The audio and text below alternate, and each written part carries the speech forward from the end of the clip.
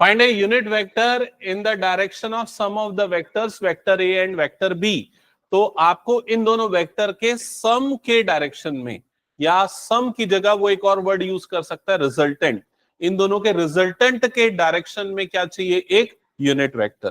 तो इनका जो रिजल्टेंट होगा या जो दोनों का सम होगा उसे मान लो मैं वेक्टर आर लिखता हूं, तो क्या ये निकाला तुम लोगों ने, कितना आया 7i plus J plus 3k, क्या ये आ गया सबका, ये उनका रिजल्टेंट या उनका सम है। अब आपको इस डायरेक्शन में चाहिए यूनिट वेक्टर, तो किसी का भी यूनिट वेक्टर निकालने के लिए हम उस वेक्टर को डिवाइड करते हैं किससे, उसके मैग्नीट्यूड से। समझ में आई ये चीज? तो इसका मैग्नीट्यूड क्या होगा, तो ऊपर में आ गया 7i plus J plus 3k और डिनोमिनेटर में इसका मैग्नीट्यूड, मैग्नीट्यूड कैसे निकलता है, root over 7 square plus 1 square plus 3 square, उनके कंपोनेंट का स्क्वायर का सम और उसका रूट। क्लियर हो गया? तो कितना आएगा ये 7i plus J plus 3k divided by root 58 आ गया क्या सबका ये? ठीक है, रूट 59 आ रहा है क्या? ओके, रूट 59, 49 प्लस 1 59, हाँ ठीक है, हो गया सबका ये। चलो नेक्स्ट एक लास्ट क्वेश्चन लिखो, find A vector, find A vector of magnitude 5 units, find a vector of magnitude 5 units which is parallel to the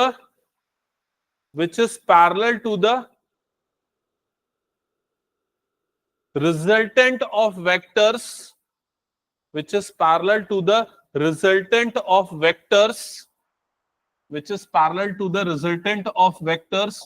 Vector A is equals to I plus j plus 2k and vector B is equals to 3i minus j minus 2k.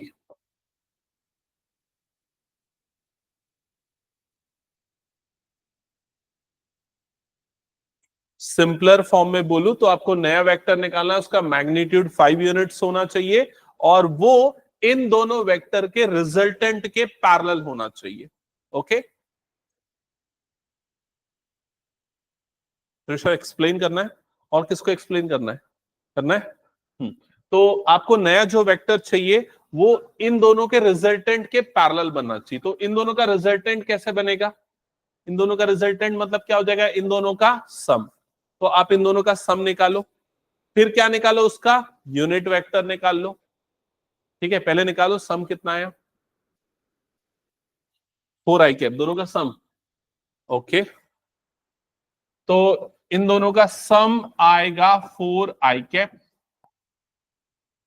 ये clear हो गया? अब आपको इसका unit vector चाहिए, जो आपका सम मिला उसका यूनिट वेक्टर चाहिए। तो उसका यूनिट वेक्टर क्यों, क्योंकि उसके डायरेक्शन में मैग्नीट्यूड 1 चाहिए हमें। ठीक है, तो यूनिट वेक्टर कैसे निकालेंगे, ये हो गया यूनिट वेक्टर, उस वेक्टर को डिवाइड कर देंगे किससे, उसके मैग्नीट्यूड से। तो यहां पर वेक्टर क्या हो गया 4i, मैग्नीट्यूड क्या होगा इसका 4, रूट 16 मतलब क्या आ जाएगा ये 4। तो ये दोनों कट जाएगा, मतलब आर कैप की वैल्यू क्या आ गई यहां पर आई कैप। क्या ये समझ में आ गया? तो ये जो आपको वेक्टर दिख रहा है, ये वेक्टर का डायरेक्शन क्या है, इन दोनों के सम का डायरेक्शन है, रिजल्टेंट का डायरेक्शन है। लेकिन आपको मैग्नीट्यूड उसका कितना चाहिए 5 यूनिट्स। तो इसका मैग्नीट्यूड 5 कैसे बनाएंगे, मल्टीप्लाई कर देंगे किससे, 5 से। तो जो नया वेक्टर सी मिलेगा वो हो जाएगा 5i कैप। That's it. क्या ये क्लियर हो गया सबको? ठीक है, तो ये वर्ड्स का मीनिंग समझना अच्छे से और उसको अप्लाई करना। हटा दूं क्या इसको फिर मैं? ओके, चलो। तो पिछली क्लास में जो सारी चीजें हमने पढ़ी थी उसी को रिकॉल करवाते हुए मैं धीरे धीरे आगे बढ़ता हूं। काफी चीजें मैंने हटा दी जो अच्छे से क्लियर हो चुका था। ये वाला डेरिवेशन कर लेंगे ना सब, ये वाला फॉर्मूला याद है कि नहीं, रिजल्टेंट वाला जो हमने पिछली क्लास में भी किया था। फिर उसके बाद स्केलर और वेक्टर का डिफरेंस, ये पॉइंट मैं आज फिर से डिस्कस करूंगा क्योंकि इन पे बेस्ड हम बहुत इंपॉर्टेंट टॉपिक आज पढ़ने वाले हैं। तो फिर से हेडिंग डालो, position vector. Position vector, position vector. और एक 3D वाला डायग्राम बनाओ इस तरीके से, ये एक्सिस एक्स एक्सिस, ये एक्सिस वाई एक्सिस और ये एक्सिस जेड एक्सिस ले लो, ठीक है। और यहां पर एक पॉइंट मार्क करो, पॉइंट पी, और इसके कोऑर्डिनेट को ले लो x1 y1 z1।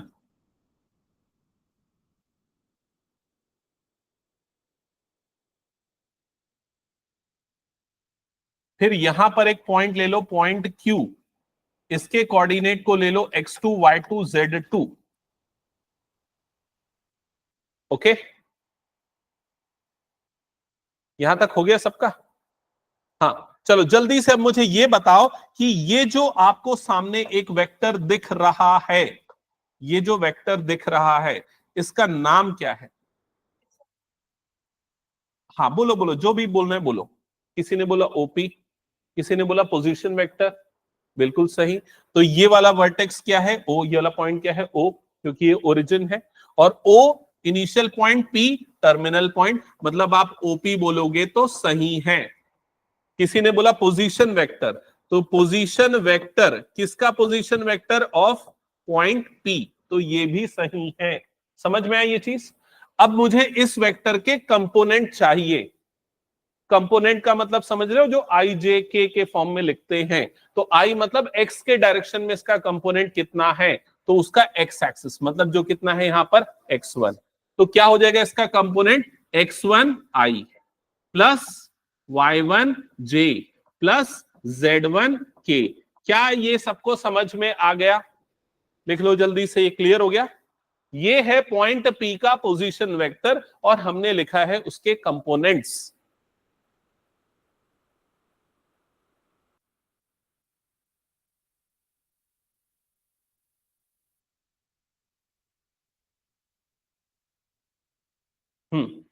अब ये बताओ, क्या तुम लोग मुझे ये बता सकते हो ये कौन सा वेक्टर है? ये है वेक्टर ओ क्यू, और इसको क्या बोल सकते हैं? Position vector of Q. बताओ इसके कंपोनेंट क्या होंगे?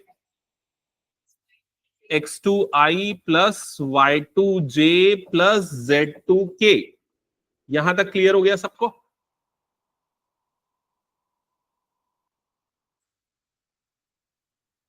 अब वेक्टर में जो हमने लॉज ऑफ एडिशन पढ़ा था, दो तरह का, एक था ट्रायंगल और दूसरा क्या था?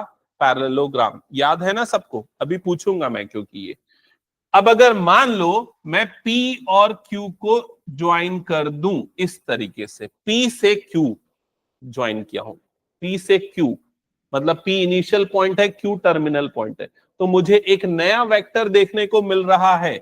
इस वेक्टर का नाम क्या है? Vector PQ। समझ में आया? ये वाले वेक्टर का क्या नाम है? Vector OP। ये वाले वेक्टर का क्या नाम है? Vector OQ। अब ये जो आपको ट्राइंगल दिख रहा है, इसमें ट्राइंगल लॉ ऑफ एडिशन कैसे दिखेगा, कैसे लगेगा, वो समझाओ मुझे। मैं खुद ही समझाता हूं, तुम लोग उसको समझो, ठीक है, और रिपीट करना। जैसे अगर मैं ये बोलता हूं कि OQ और QP का सम OP के बराबर होगा, तो ये बोलना सही है, लेकिन यहां पर डायरेक्शन के साथ हमें लेते हुए चलना पड़ेगा। समझ में आ रहा है ये चीज? तो अगर तुम लोग एरो के हिसाब से देखोगे तो ट्राइंगल लॉ ऑफ एडिशन में क्या होता था? देखो, यहां से यहां एरो गया, फिर यहां से यहां एक एरो गया। समझ में आ रहा है कि नहीं ये चीज? तो ये वाला वेक्टर प्लस ये वाला वेक्टर, तो रिजल्टेंट कौन सा वेक्टर मिलता था हमें? ये वाला वेक्टर मिलता था। तो अगर उस प्रोसेस को मुझे यहां पर देखना है, तो मैं कहां से स्टार्ट करूंगा? मैं स्टार्ट करूंगा कहां से? O से लेके P। फिर कहां जा रहे हैं हम? P से लेके Q। इन दोनों वेक्टर का जो सम होगा OP और PQ, वो किसके बराबर हो जाएगा? OQ के। समझ में आई ये चीज? तो यहां पर इसी चीज को हम लिखेंगे by triangle law of addition. By triangle law of addition, by triangle law of addition. क्या लिखूं बताओ उसके बाद? Vector OP plus vector P Q is equals to vector O Q. क्या ये सबको समझ में आ गया? पक्का ना? अब अगर मान लो मुझे वेक्टर पी क्यू चाहिए तो मुझे क्या करना पड़ेगा? ओपी को उधर भेजना पड़ेगा। तो ये क्या बन जाएगा? O Q minus OP. क्या ये समझ में आ गया? और OQ को और आपने क्या बोला था? OQ को और क्या बोल सकते हैं? Position vector of Q। तो इसको मैं लिख सकता हूं PV, शॉर्ट फॉर्म में पोजीशन वेक्टर का PV। PV of Q minus OP को हम क्या बोल सकते हैं? PV of P, position vector of P। क्या ये समझ में आ गया?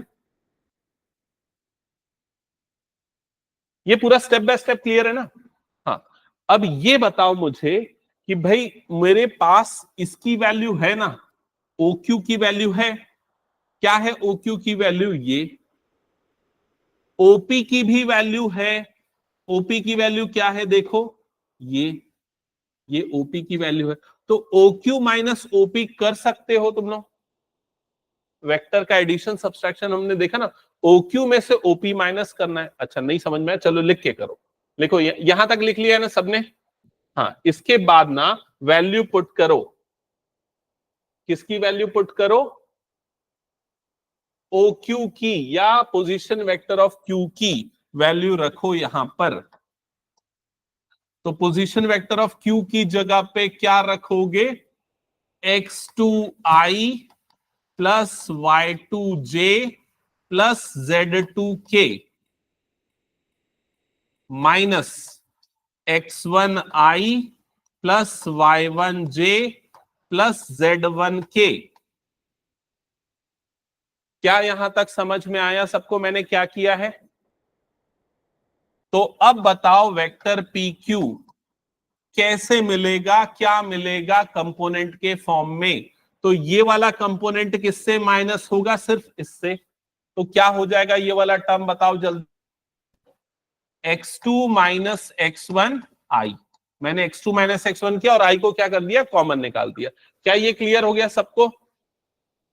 इसी तरीके से बाकी सारे कंपोनेंट भी लिखो। हेलो। हम्म।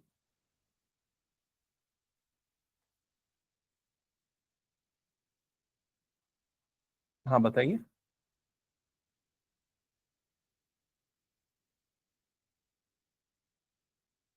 मेरी क्लास चल रही है, बाद में बात करता हूं। यहां तक क्लियर हो गया सबको? ओके। सो ये जो आपने अभी फाइनल रिजल्ट लिखा ये बहुत काम का है और ये डायरेक्टली हम अप्लाई करना सीखेंगे। ठीक है? कैसे अप्लाई करेंगे, क्या है इसका कंक्लूजन, मैं दो तीन तरीकों से समझाता हूं, समझना। वैष्णवी नोट किया? सब इधर पे ध्यान दो। मान लो आपको ये बोल दे कि एक आपके पास पॉइंट है P जिसका कोऑर्डिनेट है 1 1 1। एक पॉइंट है Q जिसका कोऑर्डिनेट है 3 3 3। समझ गए कोऑर्डिनेट्स?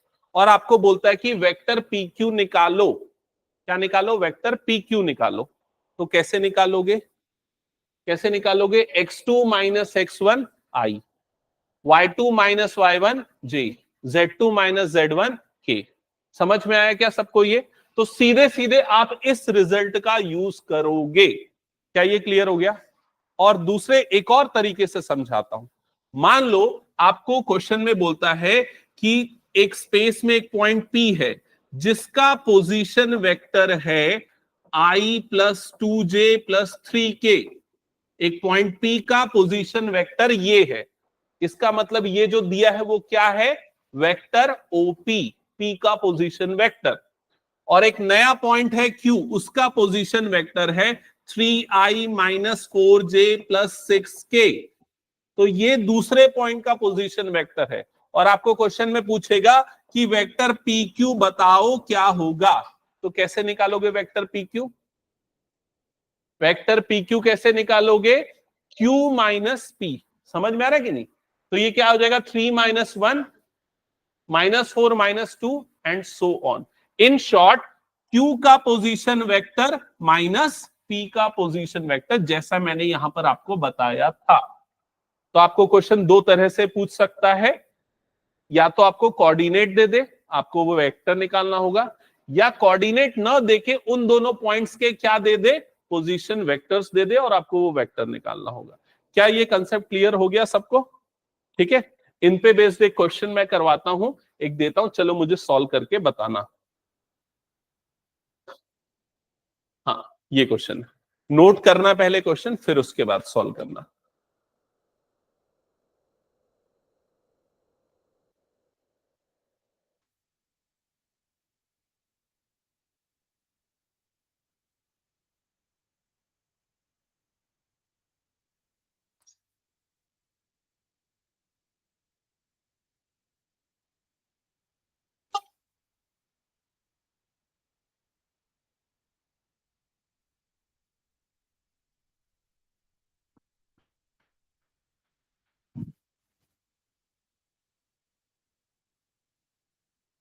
अच्छा माही, पापा से बात हो गई ना? ओके ठीक है।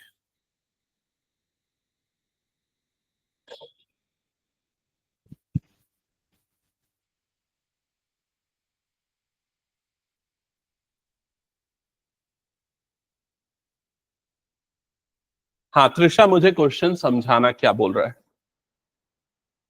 Find unit vector in the direction of vector P Q, ठीक है, where P and Q are the points this and this. तो पहले हम क्या निकालेंगे इस क्वेश्चन में, पहले वेक्टर पी क्यू निकालेंगे। क्या ये निकाल लोगे? जल्दी निकाल के बताओ।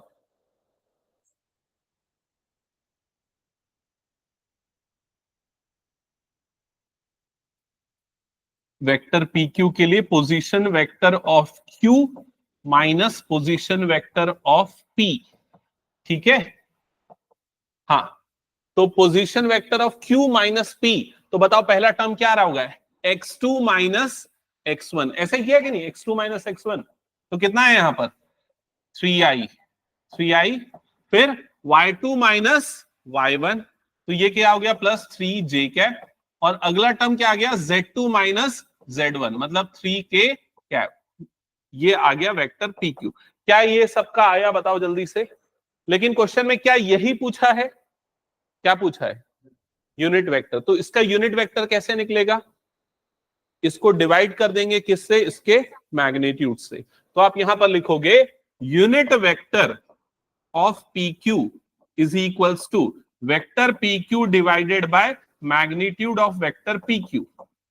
तो यहां पर आ जाएगा 3i plus 3j plus 3k divided by root over 3 square plus 3 square plus 3 square. समझ गए ना? और जो कितना आ जाएगा 9 प्लस 9 प्लस 9 मतलब 27। तो ये आ जाएगा 3i plus 3j plus 3k divided bye √27, जिसकी वैल्यू होती है 3√3। सिंप्लीफाई वगैरह कर लेना, जो भी है वो आपका फाइनल आंसर होगा। समझ में आ गया क्या सबको ये? ठीक है, तो हटा दो इसको मैं। एक क्वेश्चन और दूं क्या, या तो फिर मेन क्या है ना, ये क्वेश्चन उतने इंपॉर्टेंट नहीं जितना ना इसको यूज करना तुम लोगों को आना चाहिए। ये सब लॉ ऑफ एडिशन जो मैंने पिछली बार पढ़ाया था, that's it as it is है। ये क्वेश्चन बताओ मुझे पढ़ के सिर्फ क्या करना है इसमें।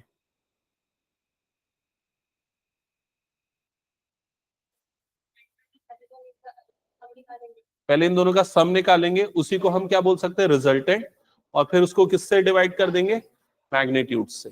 ठीक है, अगला क्वेश्चन।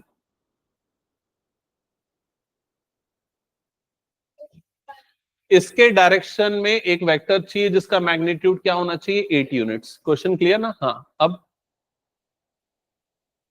हाँ करेक्ट, यूनिट वेक्टर निकालेंगे। यूनिट वेक्टर के लिए इसको किससे डिवाइड कर देंगे, मैग्नीट्यूड से। तो मैग्नीट्यूड 1 हो गया, उसको किससे मल्टीप्लाई कर देंगे, 8 से। क्लियर?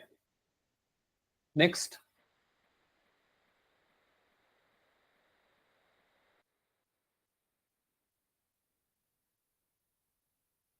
ये मेरे ख्याल से हाँ, ये मैं एक बार थोड़ा सा हिंट किया था, अगर याद होगा।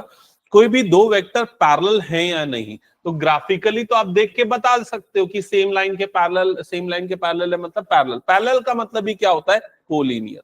आप वेक्टर के कंपोनेंट देख के कैसे पहचानोगे? तो कंपोनेंट देख के पहचानने के लिए कोफिशिएंट का रेशियो सेम आना चाहिए। जैसे यहां पर a1/a2 की वैल्यू कितनी आ जाएगी? 2/-4 मतलब कितना आ जाएगा? -1/2। b1/b2 -3/6 मतलब क्या आ जाएगा? -1/2। और 4/-8 मतलब कितना आ जाएगा? -1/2। अगर ये रेशियो सेम आता है तो वेक्टर क्या होते हैं? पैरेलल।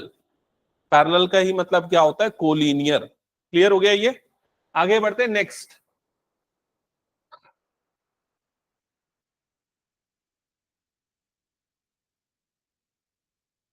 ये वाला क्वेश्चन यार नोट कर लो, इसकी बहुत जबरदस्त क्वेश्चन है, और ये क्वेश्चन तुम लोग बनाना।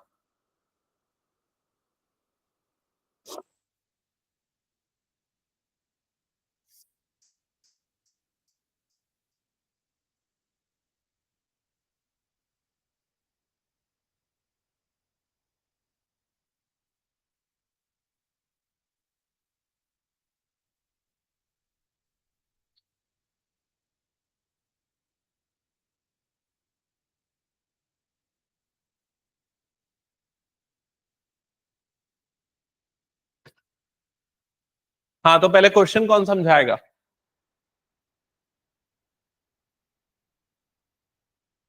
वैष्णवी समझाएगी। हाँ, वैष्णवी समझाओ।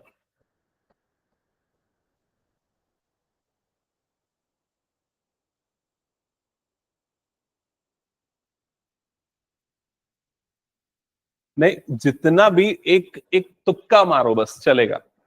एक जितना अपना दिमाग जितना पड़ा है उतना, जो भी आ रहा है समझ में बोल के दिखाओ।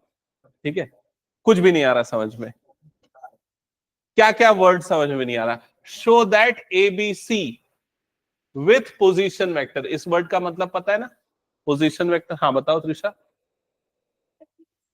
ठीक। ABC 3 पॉइंट्स है। हाँ, तो ये वाला जो वेक्टर है, ये ए का पोजीशन वेक्टर है, जिसको अभी हम किससे डिनोट कर रहे थे? ओ ए से। उसी को इसने क्या नाम दे दिया? वेक्टर ए नाम दे दिया।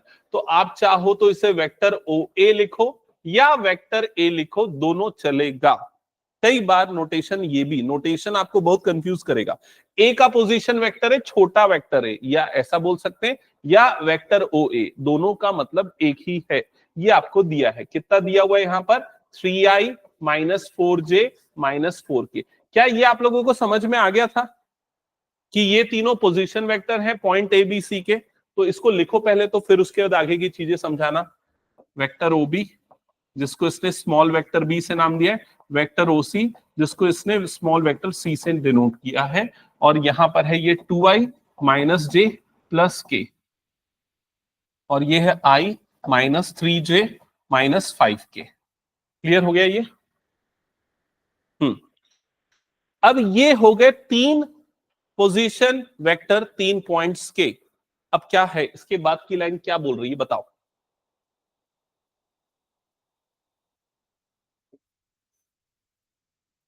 जो ये तीनों वर्टेक्स मिल रहे हैं ना, मतलब ए बी और सी, इन तीनों वर्टेक्स से जो ट्रायंगल बन रहा है, वो ट्रायंगल कौन सा ट्रायंगल प्रूव करना है? Right angle.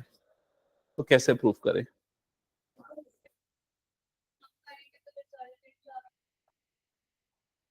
और थोड़ा बेटर आंसर, राइट एंगल की प्रॉपर्टी क्या क्या होती है? एक एंगल 90 डिग्री और पाइथागोरस थ्योरम। मतलब एक साइड का स्क्वायर बाकी दोनों साइड के स्क्वायर के सम के बराबर होना चाहिए। समझ में आई ये चीज? तो आपको यहां पर लेंथ चाहिए। किसकी लेंथ चाहिए? ए बी की लेंथ। कितनी है पता है क्या? नहीं। कैसे निकालोगे बताओ? किसका मैग्नीट्यूड निकालोगे? वेक्टर बी का मैग्नीट्यूड निकालना गलत हो जाएगा। पहले आपको चाहिए ए बी का मैग्नीट्यूड। समझ में आ रहा है कि नहीं? किसका मैग्नीट्यूड चाहिए? ए बी का। तो पहले आप क्या निकालोगे? वेक्टर ए बी निकालोगे। वेक्टर ए बी, फिर उसका मैग्नीट्यूड निकालोगे, जो आपको क्या देगा? ए बी की लेंथ देगा। अब नहीं पता क्या है, कौन सा हाइपोटेन्यूस है, क्या है वो नहीं पता, हम तीनों साइड निकाल लेते हैं। तो वेक्टर ए बी कैसे निकालोगे, समझ में आया कि नहीं?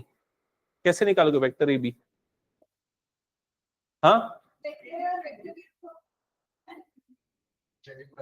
अभी अभी पढ़े ना हम लोग। हाँ बता लक्ष्य।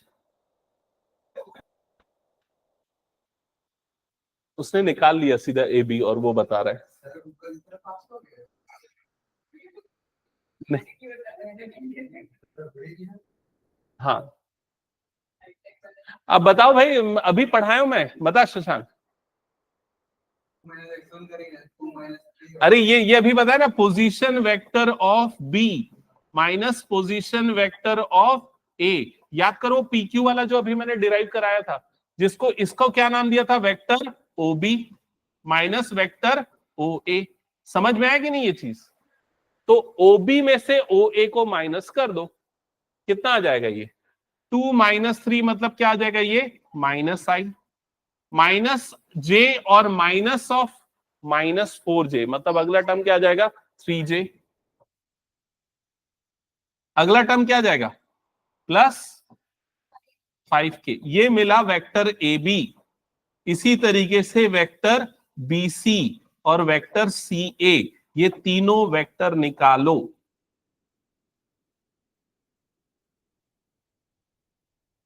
समझ में आया ना मैं क्या क्या बोल रहा हूं?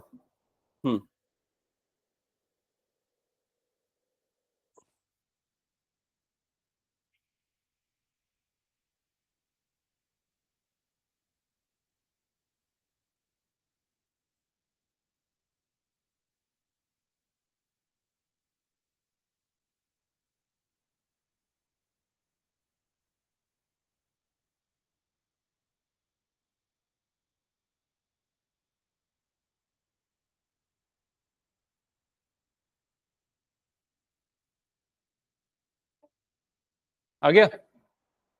तो वेक्टर बीसी क्या आ रहा है?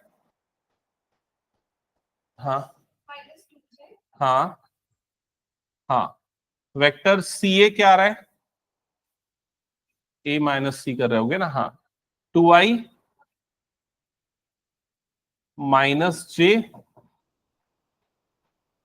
प्लस के। प्लस के आएगा क्या? हाँ प्लस के आएगा। एक बार चेक करो ये आया क्या सबका? अभी ये जो तीन वेक्टर मिले, इस ट्राइंगल की साइड वाले वेक्टर है। जैसे पहला वेक्टर हो गया वेक्टर ए बी, दूसरा वेक्टर क्या निकाला वेक्टर बी सी, और तीसरा वेक्टर क्या निकाला वेक्टर सी ए। अभी तीनों का मैग्नीट्यूड चाहिए, magnitude of vector A B, magnitude of vector A B.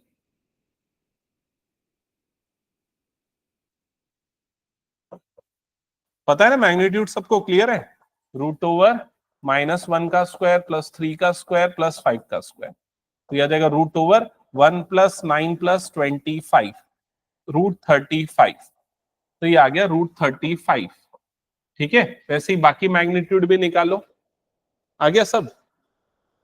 Root over 36 + 4 40 + 1 root 41, यही आ रहा है तीसरे वाले का रूट 6। क्लियर? अब पाइथागोरस थ्योरम लगाने के लिए सबसे बड़ी साइड का स्क्वायर, सबसे बड़ी साइड यहां पर कौन सा है बीसी, तो बीसी का स्क्वायर कितना आ जाएगा 41, और A B square plus A C square, तो ए बी का स्क्वायर 35, ए सी का स्क्वायर 6, तो ये भी कितना आ गया 41। तो ये दोनों सेम आ गया, मतलब ये प्रूफ हो गया ये कौन सा ट्राइंगल है, राइट एंगल ट्राइंगल। समझ में आया? राइट एंगल कहां पर बन रहा है ए पे, क्योंकि सबसे बड़ी साइड का अपोजिट एंगल क्या होता है राइट एंगल। तो क्या ये कंसेप्ट दिमाग में चला गया? ठीक है,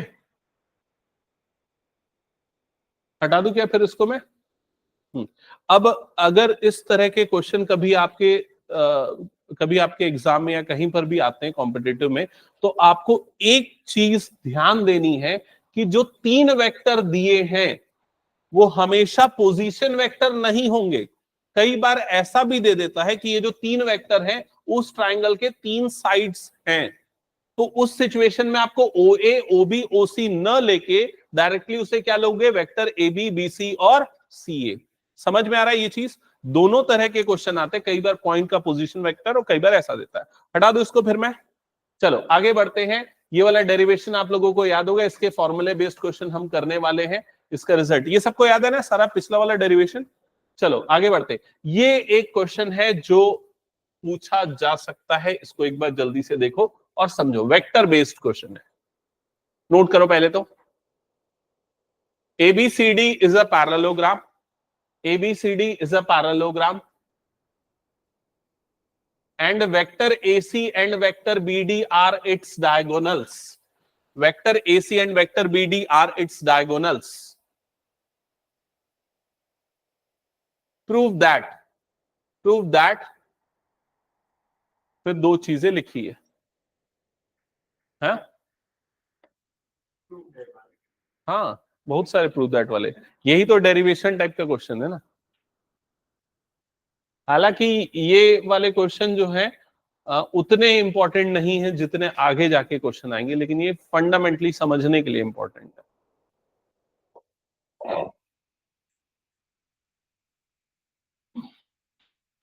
जो पिछले क्लास का डेरिवेशन है वो भी बहुत बार आता है, उसको भी अच्छे से प्रैक्टिस करना। हो गया, क्वेश्चन नोट किया सबने? अब सबसे पहले ना एक पैरेललोग्राम बनाओ और उसके वर्टाइसेस ABCD मार्क करो।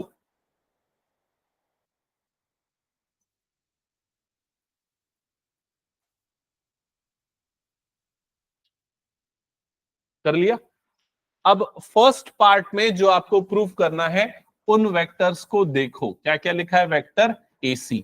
तो यहां पर पहले वेक्टर AC बना दो,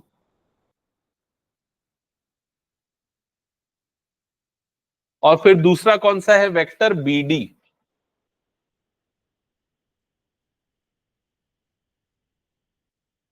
ये हो गया वेक्टर BD। क्या यहां तक क्लियर है सबको?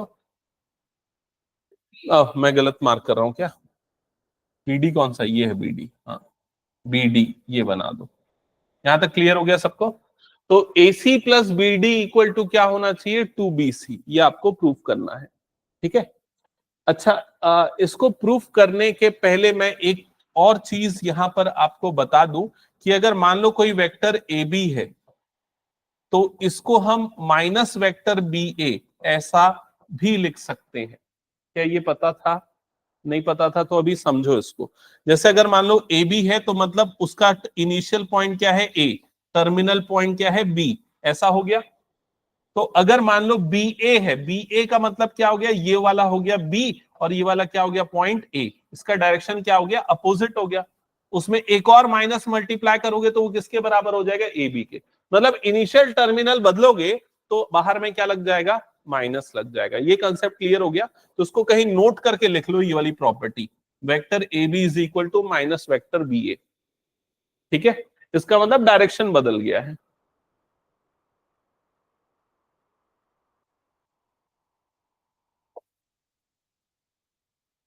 हाँ, अब चलो हम इसका प्रूफ स्टार्ट करते हैं। तो सबसे पहले हम LHS से स्टार्ट करते हैं, लेफ्ट हैंड साइड से। तो लेफ्ट हैंड साइड में यहां पर क्या लिखा है? Vector AC plus vector BD।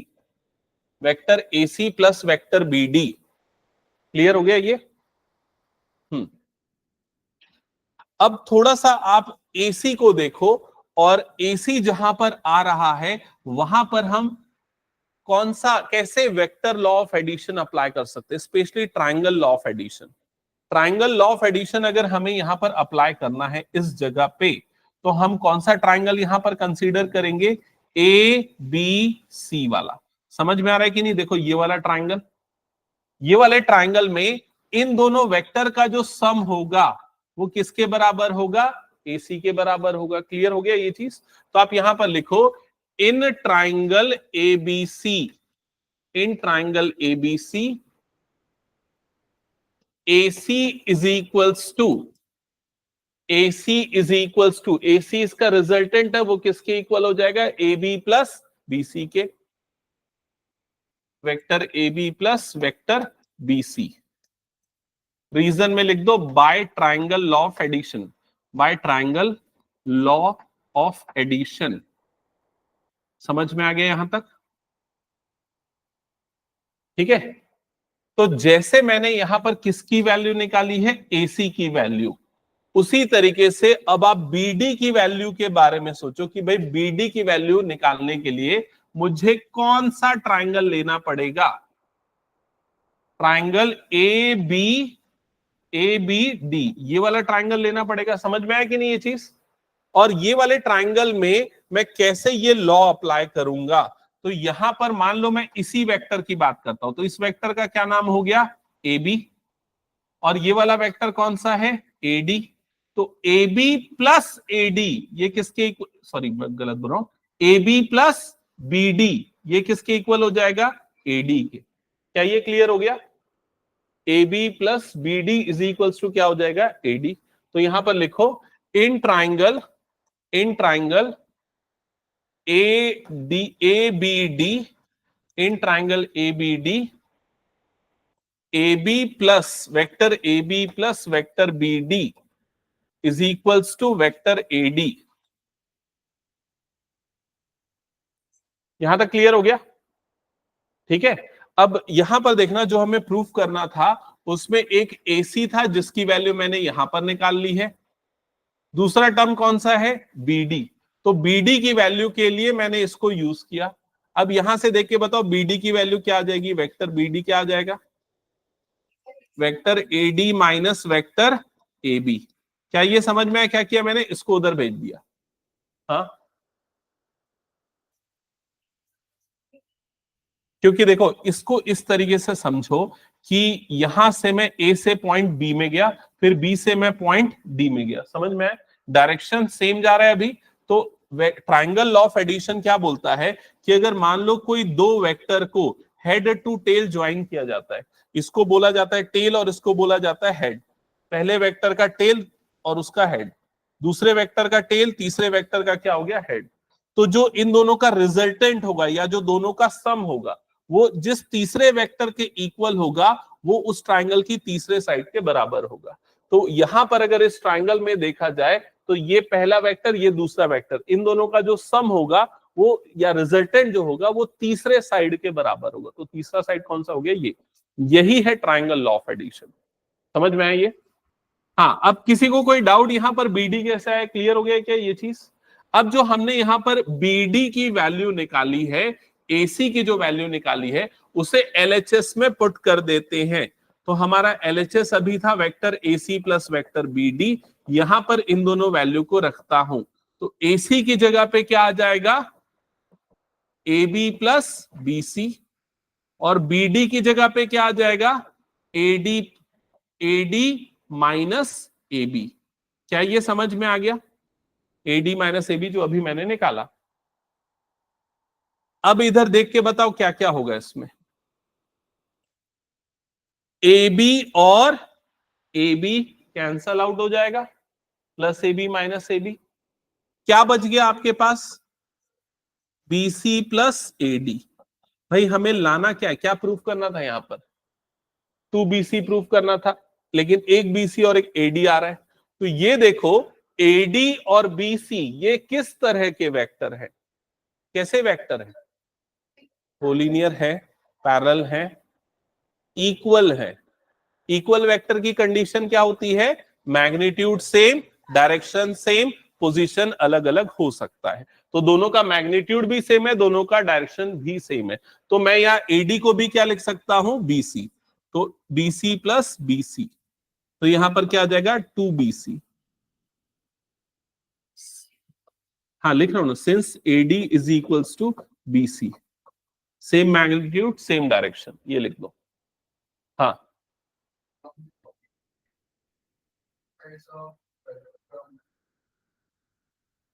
लिख सकता है। लेकिन एक्चुअली क्या है ना, अगर मैं ये लिखूं कि AD is equal to CB तो वो गलत है। क्या बोल रहा हूं, समझ रहे हैं ना? AD और CB ये भी अपोजिट साइड्स है पैरेललोग्राम की, लेकिन AD और CB इक्वल नहीं है। AD और CB क्यों इक्वल नहीं है? मैग्नीट्यूड सेम है लेकिन डायरेक्शन दोनों का क्या है? अलग है। ठीक है,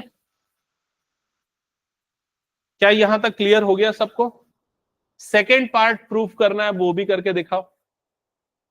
सेकेंड पार्ट में फिर से LHS लोगे, AC की वैल्यू पुट करोगे।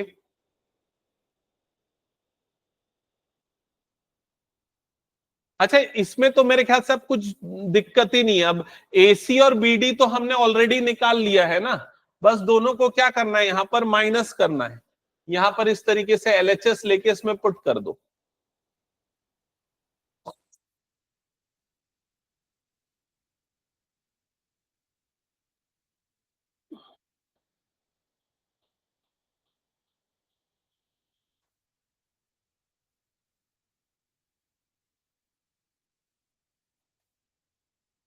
AC minus BD, vector AC minus vector BD।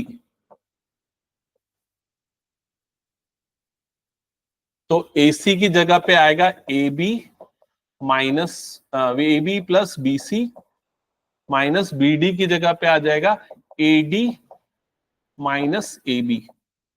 क्या ये क्लियर है सबको? हाँ, फिर ब्रैकेट्स ओपन होंगे तो AB प्लस BC, और ये क्या हो जाएगा, माइनस AD प्लस AB। क्या ये क्लियर हो गया सबको? हाँ, अब यहां पर क्या करना है भाई, हाँ, BC को हम क्या लिख सकते हैं, AD। तो BC को हम AD लिख सकते हैं, तो AB प्लस ये हो जाएगा AD, और ये minus AD plus AB। Clear हो गया ये चीज? लिख देना reason, since vector BC is equals to vector AD। तो ये दोनों टर्म्स कट जाएंगे, और इसके बाद क्या बच जाएगा, यहां पर 2 वेक्टर AB। हो गया क्या प्रूफ सबका? ठीक है। तो इस तरह के जो क्वेश्चन देख रहे हो, ये प्रूफ दैट के अलावा आपके MCQ में भी आ सकते हैं, जिसमें 4 ऑप्शन दे देगा। हटा दूं क्या इसको मैं? चलो, अब इनमें से कुछ क्वेश्चन में भी हमने लास्ट क्लास में बनाया होगा। एक बार चेक करना, क्या ये वाला क्वेश्चन बनाया था कि 5 न्यूटन 7 न्यूटन एंगल 60 डिग्री वाला बनाया था क्या? वैल्यू याद नहीं आ रहा है, शायद नहीं बनाया था। चलो जल्दी बना लो फिर इसको। ये दोनों क्वेश्चन सॉल्व करना, जिनका फर्स्ट हो गया वो सेकंड भी सॉल्व करना। और मेरे ख्याल से त्रिशा अब्सेंट थी। त्रिशा, मैं समझा रहा हूँ लेकिन रेगुलर रहना आपसे, ठीक है? बाकी सबको तो याद है ना? ये वाला बना चुके हैं क्या? ये दोनों बना चुके हैं क्वेश्चंस? हाँ, वो 3:5 वाला बनाए थे हम। वो नहीं है, ये अलग है। Two vectors both equal in magnitude have their resultant equal to the magnitude. नहीं, ये नहीं बनाया शायद मेरे ख्याल से। ये जो बनाए थे मैंने उनको हटा दिया था क्वेश्चंस को। चलो सॉल्व करो उसको। त्रिशा, तुम इधर पे ध्यान दो थोड़ा। मान लो यहां पर एक वेक्टर है, इस वेक्टर को मार्क करता हूं मैं वेक्टर ए, ठीक है? और यहां पर मैं एक और वेक्टर लेता हूं इस तरीके से, मान लो ये हो गया वेक्टर बी, ठीक है? तो ट्राइंगल लॉ ऑफ एडिशन क्या बोलता है, अगर ये दो वेक्टर हैं तो इनका जो रिजल्टेंट होगा, रिजल्टेंट का मतलब क्या है, मैं एक एग्जांपल से बताता हूं। कि मान लो एक बॉल इस तरफ रखी हुई है, एक पर्सन ने यहां पर फोर्स लगाया, एक पर्सन ने इस डायरेक्शन में फोर्स लगाया। समझ में आ रहा है कि नहीं? तो एक इधर से फोर्स लगा रहा है, एक इधर से फोर्स लगा रहा है। इसका फोर्स है 5 न्यूटन, इसका फोर्स है सपोज 2 न्यूटन। तो कुल मिला के ये जो बॉल जाएगी वो कौन से डायरेक्शन में जाएगी, इस डायरेक्शन में जाएगी। तो ये इसको बोला जाएगा इसका रिजल्टेंट। अब इसका रिजल्टेंट कितना न्यूटन होगा वो निकाला जाएगा। क्या वो 6 होगा, 7 होगा, या 4 होगा, कितना होगा वो। तो रिजल्टेंट का क्या निकालेंगे हम, मैग्नीट्यूड। और रिजल्टेंट का डायरेक्शन क्या होगा, वो दो चीजें हम निकालेंगे। एक आसान एग्जांपल बताता हूं। मान लो ये एक ऑब्जेक्ट है, एक पर्सन ने यहाँ 5 न्यूटन का फोर्स लगाया, दूसरे पर्सन ने यहाँ 7 न्यूटन का फोर्स लगाया। समझ में आई ये चीज? तो ये बॉल किस तरफ जाएगी, किस तरफ जाएगी, और इसमें नेट फोर्स कितना लगेगा, 2 न्यूटन का। समझ में आया कि नहीं ये चीज? अगर मान लो यहां पर ये इसमें लग रहा है 3 न्यूटन का फोर्स, तो अब इसमें नेट फोर्स कितना लगेगा, 2 न्यूटन का, और किस डायरेक्शन में जाएगा, इस डायरेक्शन। समझ में आई ये चीज? तो ये हम आराम से निकाल सकते हैं। अगर मान लो एक फोर्स यहां लग रहा है 5 न्यूटन का, एक फोर्स यहां पर लग रहा है मान लो 8 न्यूटन का, तो रिजल्टेंट फोर्स का मैग्नीट्यूड कितना हो गया, 13 न्यूटन। बॉल डायरेक्शन में कौन सी जाएगी, इस डायरेक्शन में जाएगी। तो ये तुम लोगों ने पहले पढ़ा था। अगर फोर्स जो लग रहा है वो सेम डायरेक्शन में है तो ऐड हो जाता है, अपोजिट डायरेक्शन में है तो क्या हो जाता है, माइनस हो जाता है। लेकिन अगर मान लो वो चीज किसी एंगल के साथ बन रही है तो रिजल्टेंट फोर्स कितना होगा, तो डायरेक्शन क्या होगा, वो निकालने के लिए हमने एक फॉर्मूला डिराइव किया था। और वो फॉर्मूला क्या था, ये जो रिजल्टेंट फोर्स होगा उसका मैग्नीट्यूड होगा R इज इक्वल्स टू, क्या था formula, root over plus B square plus 2ab cos theta. समझ में आया ये चीज, यहां पर थीटा उन दोनों के बीच में बनने वाले एंगल को बताता है, और वो एंगल मतलब ये वाला एंगल होता है, देखो ये वाले एंगल को हम थीटा काउंट करते हैं, ध्यान में रखना है। क्लियर हो गया ये चीज। और इनके बीच का जो एंगल है, किसका एंगल, ये जो रिजल्टेंट फोर्स जो आर बन रहा है उसके एंगल को हमने किससे डिनोट किया था, अल्फा से। तो ये एंगल निकालने का फॉर्मूला क्या है, tan alpha is equals to, बताओ जल्दी क्या है, tan alpha is equals to B sine theta upon A plus B cos theta, ये हमने डेरिवेशन किया था। अब इस क्वेश्चन में ये वाला बन गया क्या, फर्स्ट वाला नहीं बना, चलो फर्स्ट वाले क्वेश्चन में क्या लिखा है, दो फोर्सेस हैं जिनका मैग्नीट्यूड कितना कितना है, 5 और 7 न्यूटन्स। तो यहां पर ए की वैल्यू हो गई 5 न्यूटन, मतलब पहले वेक्टर का मैग्नीट्यूड। बी की वैल्यू हो गई 7 न्यूटन, दूसरे वेक्टर का मैग्नीट्यूड, दूसरे फोर्स का magnitude. Act on A particle with an angle 60 degree, दोनों के बीच का एंगल थीटा गिवन है कितना है, 60 degree. Find the resultant force, resultant force का दोनों मैग्नीट्यूड भी और डायरेक्शन भी। तो रिजल्टेंट फोर्स का मैग्नीट्यूड निकालने के लिए यही फॉर्मूला जो अभी मैंने लिखा अप्लाई करेंगे, A square plus B square plus 2ab cos theta. तो ए स्क्वायर मतलब 5 का square plus B square plus 2ab cos theta, तो कॉस 60 ऐसा आ जाएगा। समझ में आया सबको, ये कितना होगा फिर, ये आया क्या,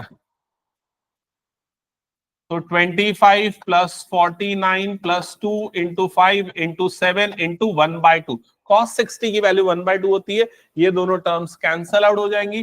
फाइनली आ जाएगा रूट 74 प्लस 35 रूट 109, कितना होगा 10 पॉइंट समथिंग।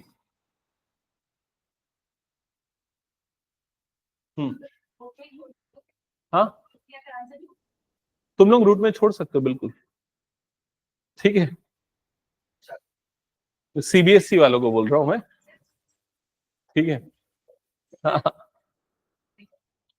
सीबीएसई वाले बच्चे छोड़ सकते हैं इस आंसर को रूट में, क्योंकि कैलकुलेटर अलाउड नहीं है, नहीं तो वो लॉन्ग डिवीजन करने बैठ जाओगे तो बहुत टाइम लग जाएगा। अंदाजा लगाने वाला मेथड लगा सकते हो। हाँ अंदाजा लगाने वाला मेथड कैसे, 10 का स्क्वायर कितना होता है 100, 11 का स्क्वायर कितना होता है 121, तो 10 और 11 के बीच में आ रहा है, 10.5 10.4 अप्रोक्स लिख देना, खत्म। समझ गए ना, ओके। हाँ फिर उसके बाद क्या निकालना है, एंगल, जल्दी एंगल निकालो। त्रिषा ये समझ में आया दोनों फॉर्मूले कैसे लगाने हैं, हाँ जल्दी इसमें फॉर्मूला लगाओ, बताओ अल्फा की, tan अल्फा क्या आएगा, tan alpha is equals to B sine theta, तो बी की वैल्यू कितनी है 5, साइन थीटा साइन 60, तो 5 साइन 60, साइन 60 कितना होता है root 3/2 upon A plus B cos theta, ए की वैल्यू कितनी है, अरे मैं गलत लिखा ना, बी की वैल्यू 7 है ना, हाँ 7 और ए मतलब हो जाएगा 5 plus B cos theta, B मतलब आ जाएगा 7 कॉस 60, कॉस 60 कितना होता है 1/2, तो ये लगभग लगभग आ जाएगा 7 रूट 3/2 अपॉन 5 2 10, 10 प्लस 1 17/2, नीचे का दोनों का 2 2 कटेगा, तो 7 रूट 3 डिवाइडेड बाय कितना आ जाएगा 17, ठीक है। ये किसकी वैल्यू आई है, tan अल्फा की, tan अल्फा आ गया 7 रूट 3/17, आपको चाहिए अल्फा, तो मैंने क्या बताया था, 10 को उधर भेज दो, 10 उधर जाएगा तो क्या हो जाएगा tan इनवर्स, तो आ जाएगा tan inverse 7 root 3 divided by 17, ये आएगा इसका फाइनल आंसर। ठीक है, ये क्लियर हो गया। नेक्स्ट क्वेश्चन जल्दी सॉल्व करो।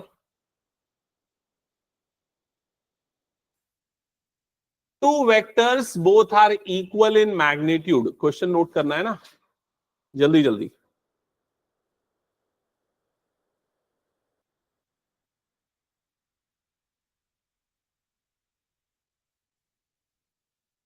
Two vectors both equal in magnitude. Two vectors both equal in magnitude have their resultant equal in magnitude of the either. इस लाइन का मतलब क्या हुआ?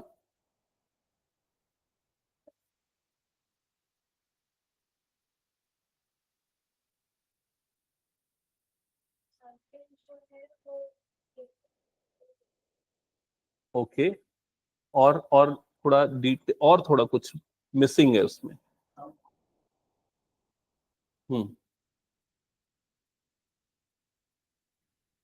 मैं दो लाइन अंडरलाइन कर रहा हूं, फिर देखना। To vectors both equal in magnitude have resultant equal in magnitude of either.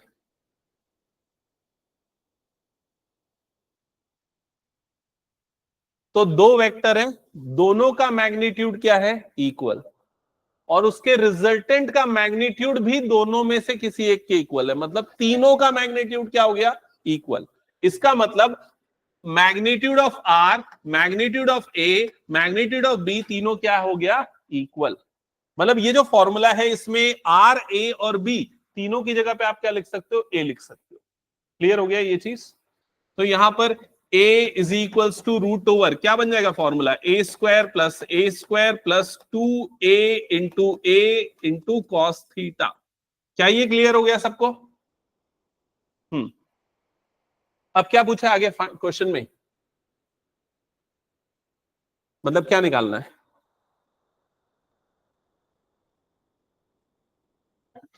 Angle किससे डिनोट कर रहे हैं यहां पर हम एंगल को?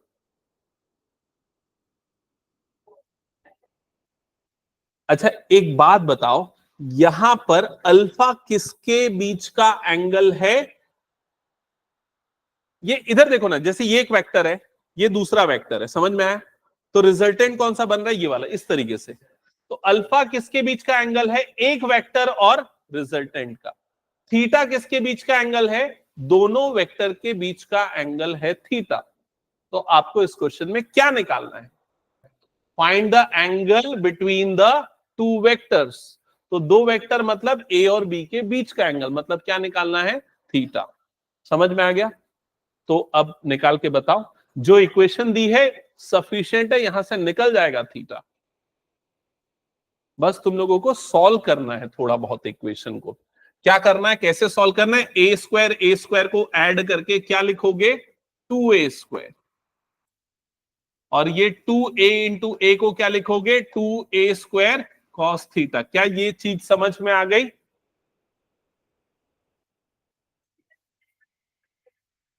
हाँ, थीटा की वैल्यू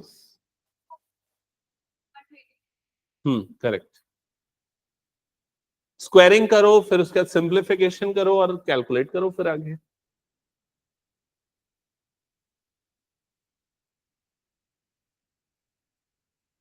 हाँ लगभग।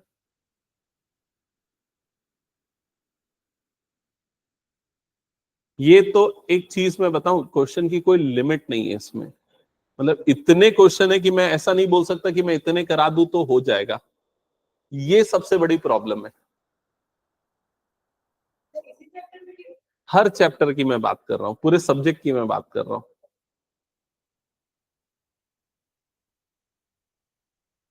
मतलब एक छोटे से एग्जांपल के लिए अगर देखोगे, तुम लोग एनसीईआरटी ओपन करते हो, इतनी पतली सी बुक है। वहीं अगर इसकी एसएल अरोरा लेते हो तो दो इतनी मोटी मोटी बुक है। समझ रहे हो ना ये चीज? कि उसमें इतने क्वेश्चन दिए हुए हैं, जिसको प्रैक्टिस करते जाओगे तो ज्यादा क्वेश्चन प्रैक्टिस करना ही एक तरीका है इस चीज को समझने का। हाँ, ये सॉल्व किया क्या आगे सबने? स्क्वायरिंग कर दिया होगा। स्क्वायरिंग करने के बाद क्या मिला यहां पर? स्क्वायरिंग करने के बाद ए स्क्वायर इज इक्वल्स टू क्या हो गया? ये 2a square plus 2a square cos theta. ये 2a² इधर पे जाएगा तो क्या बन जाएगा लेफ्ट साइड में, -a² is equals to 2a² cos theta. क्या ये समझ में आ गया सबको? यहां से a² और a² कट जाएगा, ये 2 अपॉन में जाएगा तो -1/2 इज इक्वल टू कितना हो गया, cos थीटा। ठीक है, इसके बाद हो सकता है कई बच्चों को नहीं पता हो, मैं उनके लिए वैल्यू याद करवाऊंगा। ये -1/2 cos में कब आता है, cos 120 डिग्री पे आता है।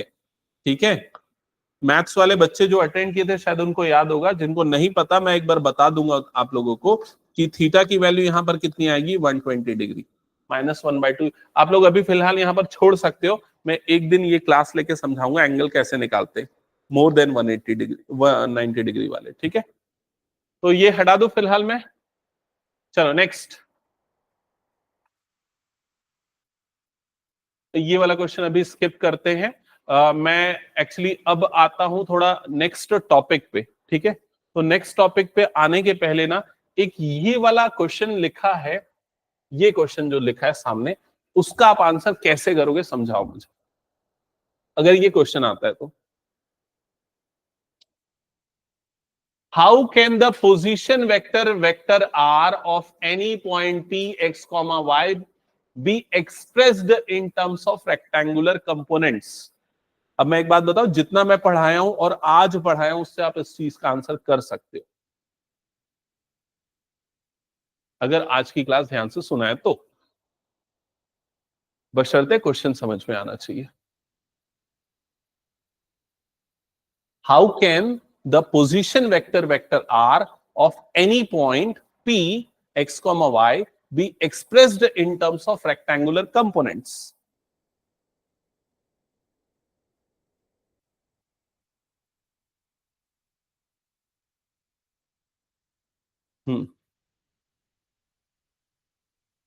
सबसे पहले ना आप लोगों को क्या करना चाहिए मैं बताता हूं। सबसे पहले इस तरीके से एक एक्स एक्सिस बनाना चाहिए और एक वाई एक्सिस बनाना चाहिए। यहां पर इस पॉइंट पी को मार्क करना चाहिए जिसका कोऑर्डिनेट क्या हो गया, एक्स, वाई होना हो गया। यहां तक क्लियर हो गया? अब ये जो वेक्टर आर है, क्या है ये वेक्टर आर? पोजीशन वेक्टर किसका, पॉइंट पी का। तो पोजीशन वेक्टर पॉइंट पी का मतलब ये वाले वेक्टर को वो क्या बोल रहा है, वेक्टर आर बोल रहा है। समझ में आई ये चीज? तो position vector of point P can be expressed in terms of rectangular components. Rectangular components मतलब एक्स और वाई के टर्म्स में, क्योंकि अगर यहां रेक्टेंगुलर कंपोनेंट की बात कर रहे हैं मतलब देखो ये वाला पॉइंट क्या हो गया, एक्स, ये क्या हो गया उसका, वाई। समझ में आ रहा है कि नहीं ये चीज? तो आर को कैसे आप रेक्टेंगुलर कंपोनेंट के फॉर्म में एक्सप्रेस कर सकते हो? तो आंसर क्या हो जाएगा, X I plus Y J, that's it. ये है इसका आंसर। समझ में आया क्या? बस डायग्राम बनाया और वो जो आपने पढ़ा ना पोजीशन वेक्टर को कैसे एक्सप्रेस करते हैं, कोऑर्डिनेट गिवन होता है, वही चीज। अब इसमें तुम लोगों को क्या परेशान किया, रेक्टेंगुलर कंपोनेंट का मतलब समझ में नहीं आया। तो सुनो एक बात मेरी, इस दुनिया में ना अलग अलग तरीके के कोऑर्डिनेट सिस्टम यूज होते हैं। जैसे ये रूम है, तो इस रूम में जो सिस्टम हम यूज करते हैं उसको बोलते हैं कार्टेशियन कोऑर्डिनेट सिस्टम। जैसे अगर मान लो ये कैमरे की पोजीशन बताना है तो मुझे बताना पड़ेगा इसका एक्स कोऑर्डिनेट क्या है, इसका वाई कोऑर्डिनेट क्या है, इसका जेड कोऑर्डिनेट क्या है। समझ में आया कि नहीं ये चीज? लेकिन रियल वर्ल्ड में क्या होता है, अर्थ में स्फेरिकल शेप में है, तो अर्थ में किसी की पोजीशन अगर हमें बतानी है तो स्फेरिकल कोऑर्डिनेट सिस्टम यूज होता है। समझ में आया कि नहीं ये चीज? अगर कोई चीज सिलेंड्रिकल शेप में है, जैसे कि मान लो अगर एक कॉपर वायर है, ठीक है, उसमें इलेक्ट्रॉन का अगर मूवमेंट हो रहा है तो एक सिलेंड्रिकल शेप में वहां मूवमेंट हो रहा है, तो वहां कौन सा सिस्टम यूज करेंगे, सिलेंड्रिकल कोऑर्डिनेट सिस्टम। तो ऐसे अलग अलग कोऑर्डिनेट सिस्टम के नाम है। तो यहां पर वो रेक्टेंगुलर कंपोनेंट मतलब क्या बात कर रहा है, रेक्टेंगुलर कोऑर्डिनेट सिस्टम की बात कर रहा है।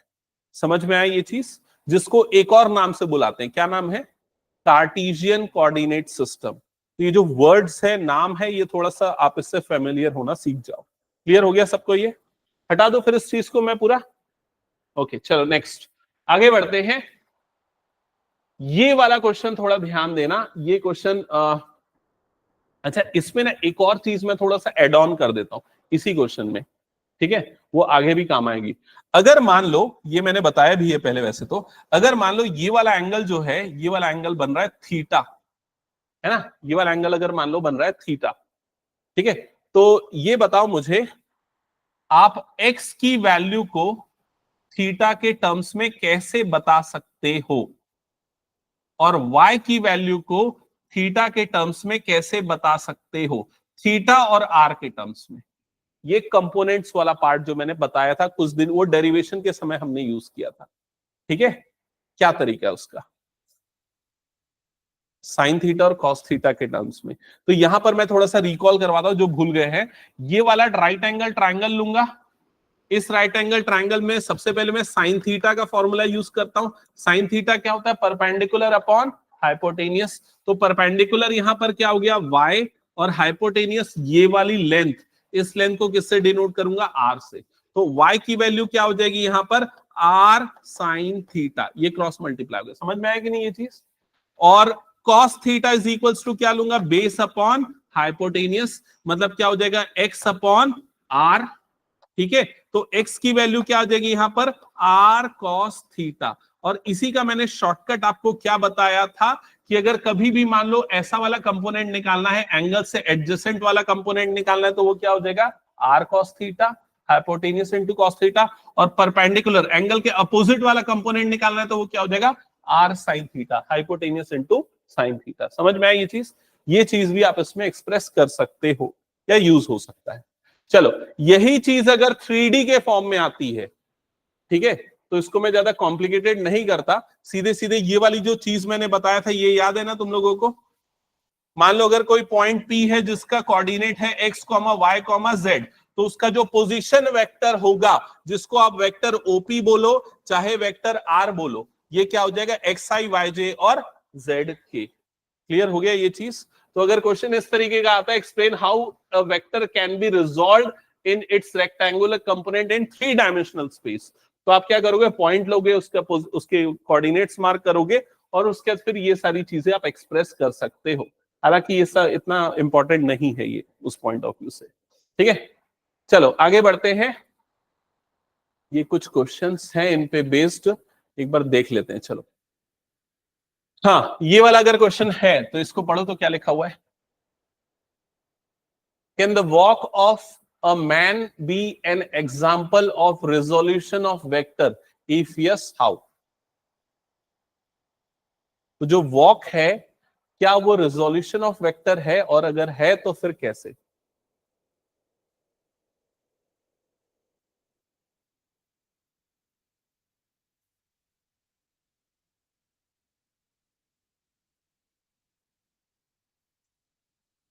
पढ़ो इसको एक बार, समझो क्या बोल रहा है।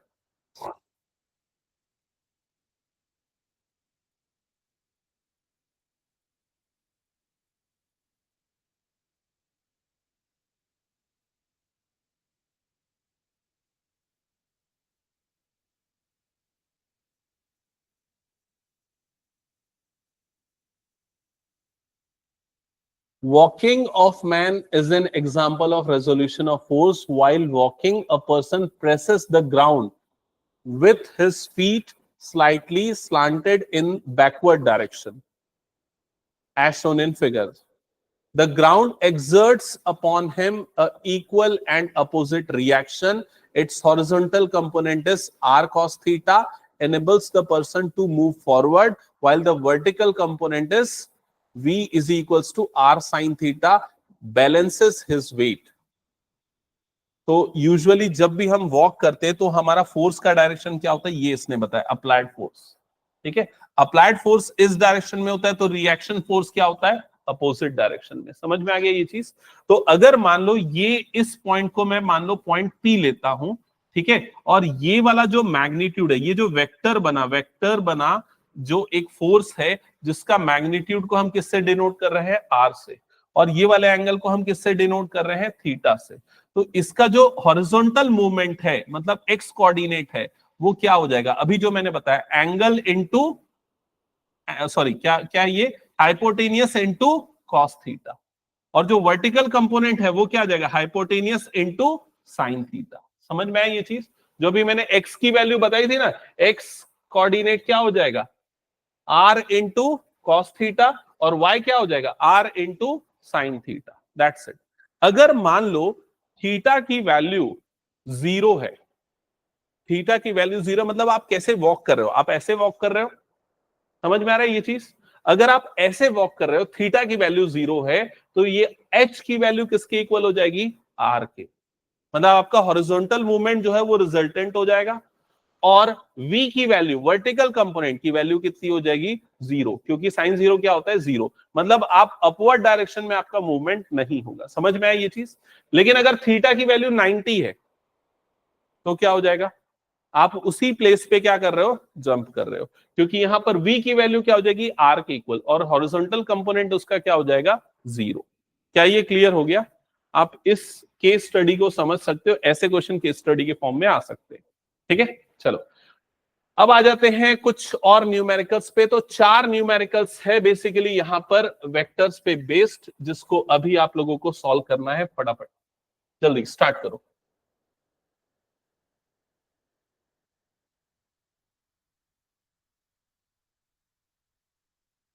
जिसमें ये वाला क्वेश्चन देख रहे हो, जेडब्ल्यू मेन 23 का क्वेश्चन है।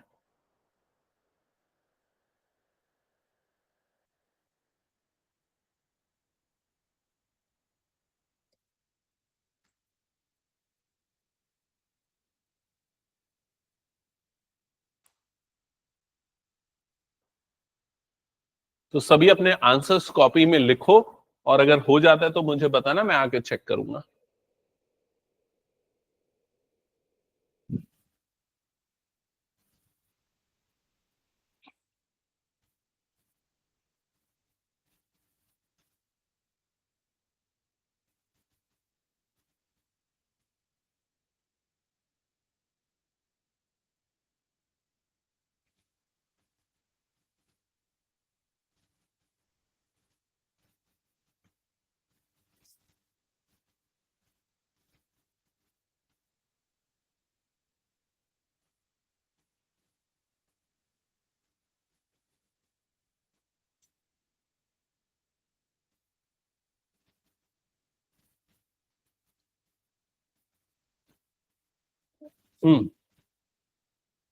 फर्स्ट बन गया, दिखा मुझे। Find vector A B and its magnitude.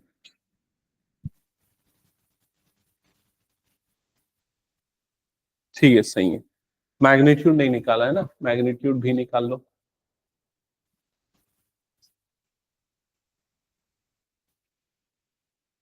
Plus, ठीक है, सही है। वैष्णवी बताओ क्या डाउट है।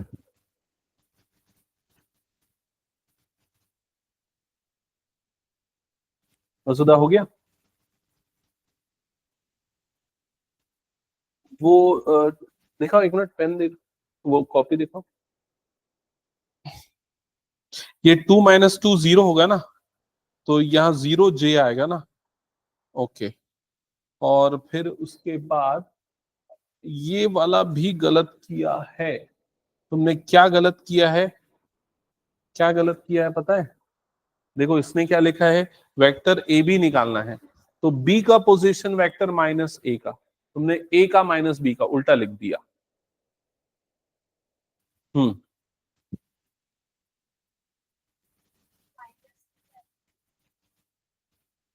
गलत किया है। 3 - 2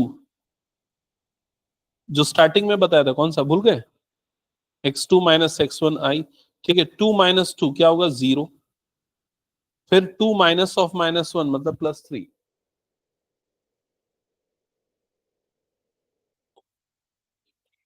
vector A B is equals to, याद करो जो बताया था, या तो चाहे ऐसा लिखो, position vector of B minus position vector of A, ठीक है, या डायरेक्टली क्या, x2 - x1, तो 3 - 1 i प्लस y2 - y1 मतलब 2 - 2j प्लस z2 - z1 मतलब कि 2 माइनस ऑफ -1, और इधर पे आ जाएगा k।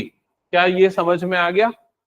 तो क्या आएगा ये final answer 2i plus 0j plus 3k, ये होगा वेक्टर ए बी। क्लियर? अब इसका मैग्नीट्यूड भी बताना है एंड हाँ, इसका मैग्नीट्यूड आएगा √13, √2 plus 3 that is equals to √13। 16 वाला बन गया।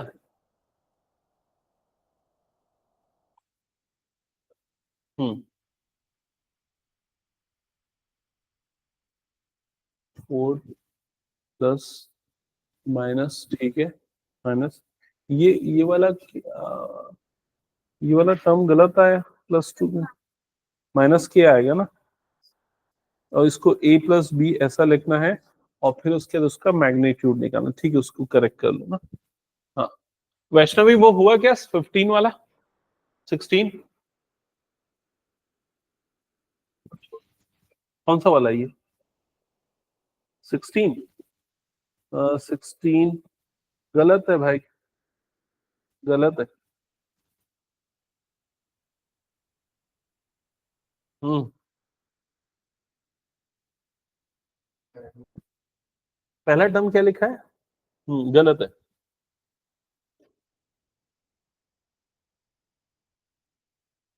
हाँ सही है, यहाँ तक सही है। फिर उसका मैग्नीट्यूड निकाला ना, 16 प्लस 18, हाँ ठीक है, √18, हाँ ठीक है, सही है।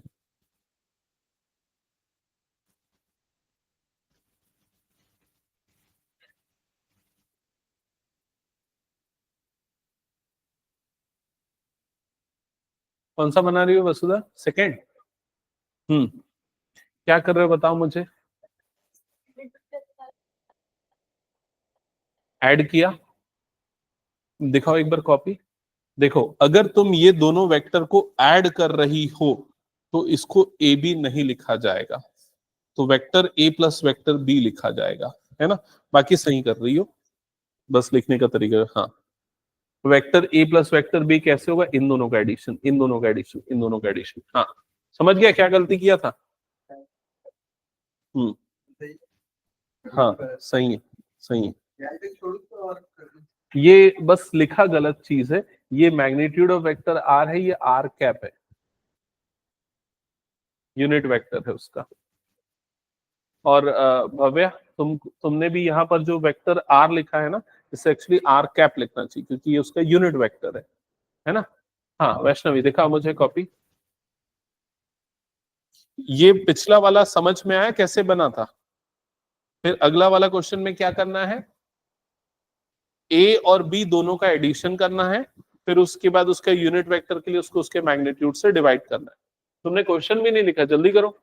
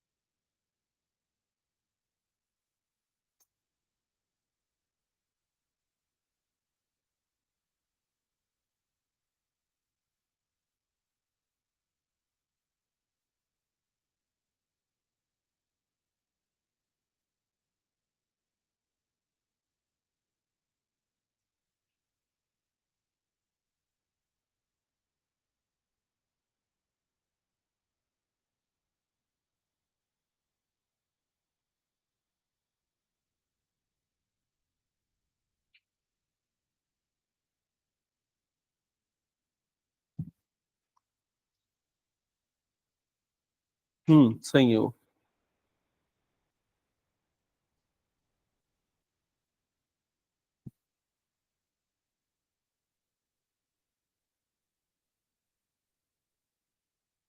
भव्य एक गलती कर रहे हो, दिखाओ मैं बता रहा हूँ क्या। ये तुमने ए, ये कैसे निकाला? ऐड करके, तो उसको ऐसा नहीं लिखा जाता, इसे लिखते हैं vector A plus vector B. समझ में आया? हाँ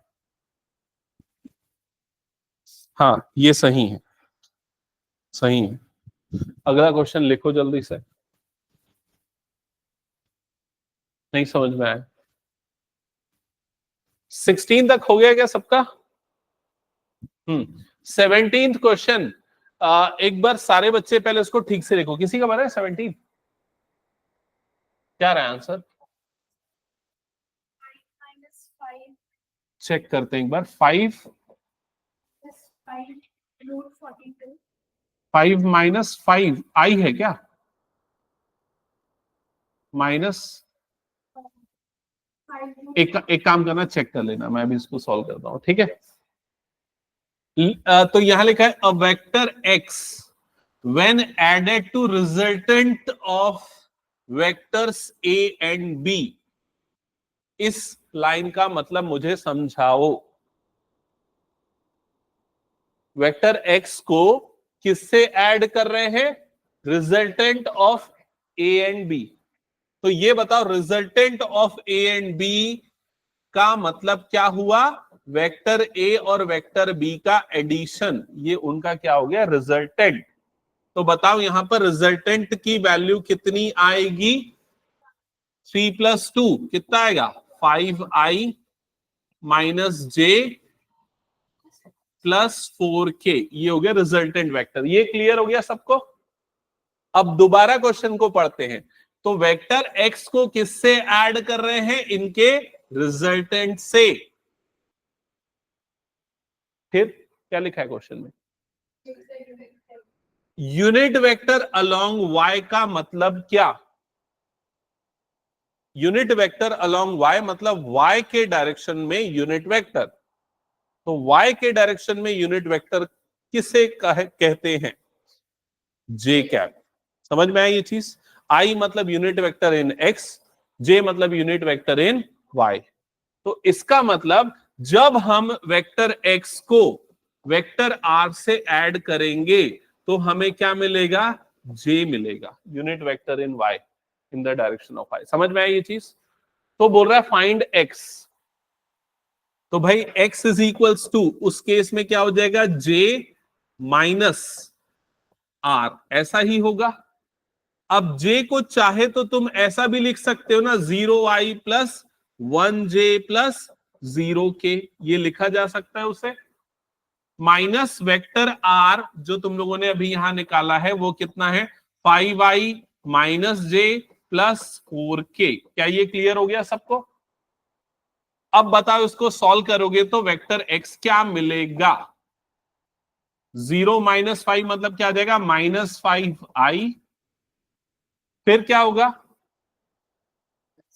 +2j -4k। क्या ये समझ में आया सबको? पलक क्लियर है? यही है आंसर?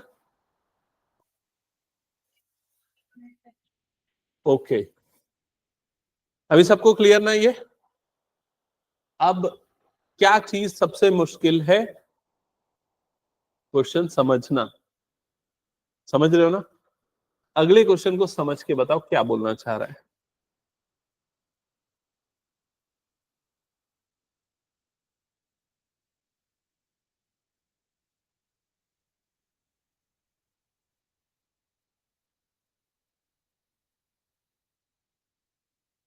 हम्म,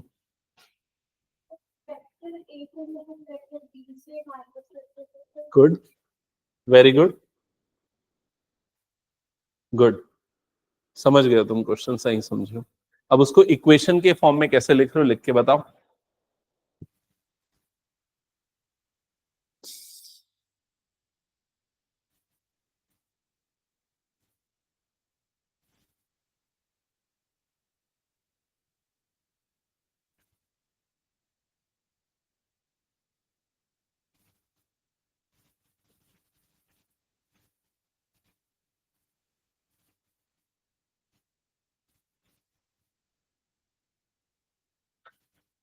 ये वो मिली कि नहीं तारिणी?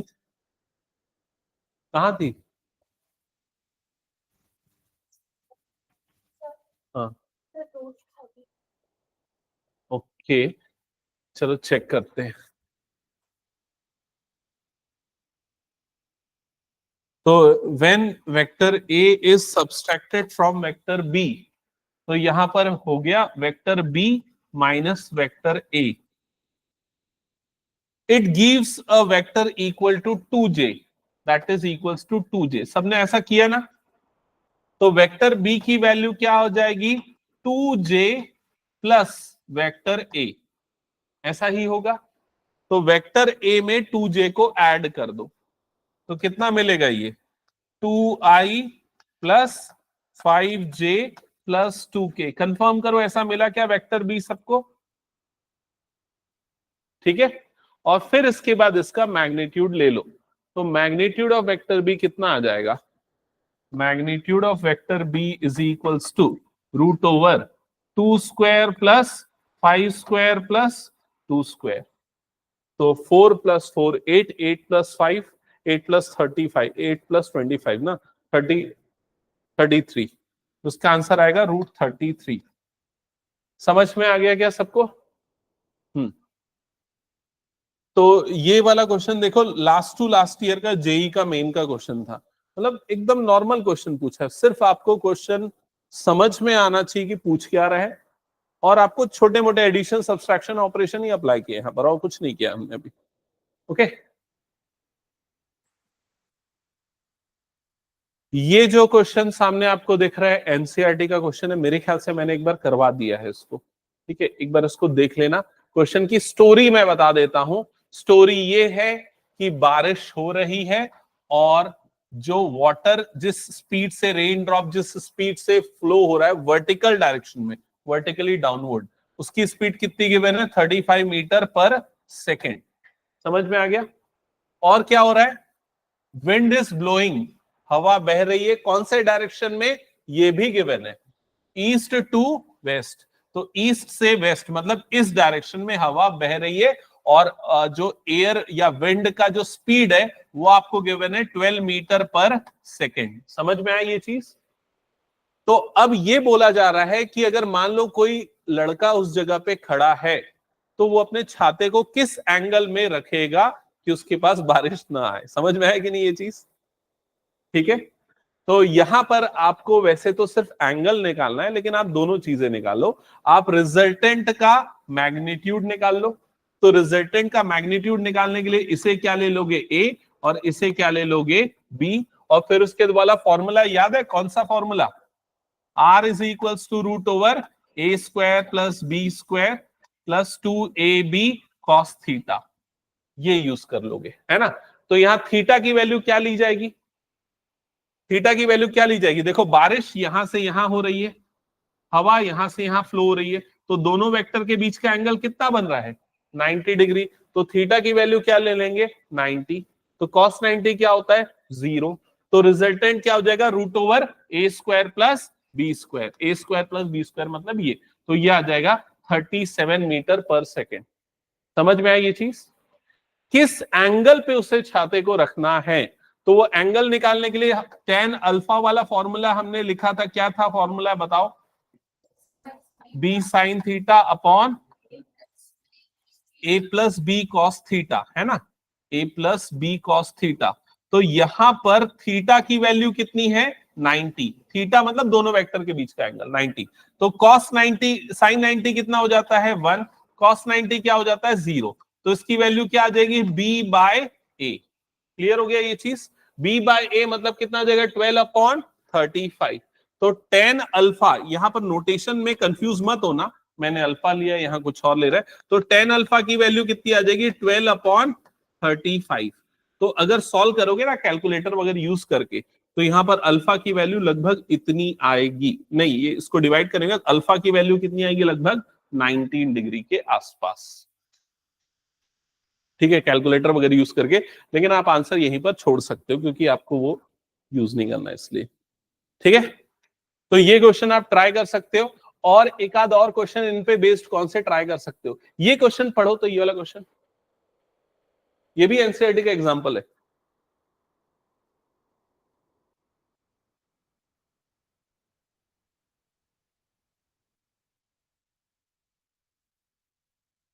अगर मान लो मैं अभी टेस्ट ले लूं तुरंत, सरप्राइज टेस्ट, ये क्वेश्चन दे दूं टेस्ट में, तो क्या करोगे? बस आंसर बताओ। क्या करेगा? तुक्का? क्या मारेगा तुक्का? ये चाहिए मुझे।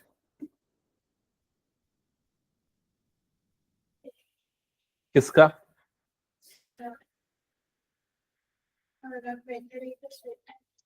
हाँ, कौन सा वाला? जो हमने वो डेरिवेशन किया था, याद आया? कौन सा डेरिवेशन पिछली क्लास में किया था? R is equal to root over A square plus B square plus 2ab cos theta. वही डेरिवेशन करना है। और कौन सा? वो tan अल्फा वाला डेरिवेशन, याद है ना? जो पिछली क्लास में डेरिवेशन किया, उसके पहले भी हमने ये चीज पढ़ी थी, तो वही डेरिवेशन करना है। तो ये क्वेश्चन मैं इसलिए डाला, एक और प्रॉब्लम तुम लोगों के साथ जाएगी। तुम लोगों को आंसर पता होगा, लेकिन ये नहीं पता होगा कि ये आंसर किस क्वेश्चन में लिखना है। क्वेश्चन नहीं समझ पाओगे, ये प्रॉब्लम भी जा सकती है। ठीक है, क्लियर हुआ ये चीज? अगला क्वेश्चन पे आते हैं। हाँ, ये वाला टॉपिक तो फिर मैं आज पढ़ाऊंगा, सोचा था यही सबसे मेन टॉपिक है। मतलब जो हमने पूरा वेक्टर पढ़ाना, अब उसको हम कैसे वेलोसिटी में और एक्सेलरेशन में यूज करेंगे, तो ये कैलकुलेशन हम अगली क्लास में फिर करते हैं। फिलहाल जो आज तक मैंने किया है, पढ़ाया है, वो अच्छे से करके लाना। ये वाला डेरिवेशन सबसे बनना चाहिए। अगली क्लास में आने के पहले मैं एक बार इसका टेस्ट लूंगा पहले, ठीक है? और एक या दो न्यूमेरिकल टेस्ट लूंगा, फिर उसके बाद मैं आगे का टॉपिक स्टार्ट करूंगा। ओके? वैष्णवी, अच्छे से रिवाइज करके आना, कॉपी अच्छे से बनी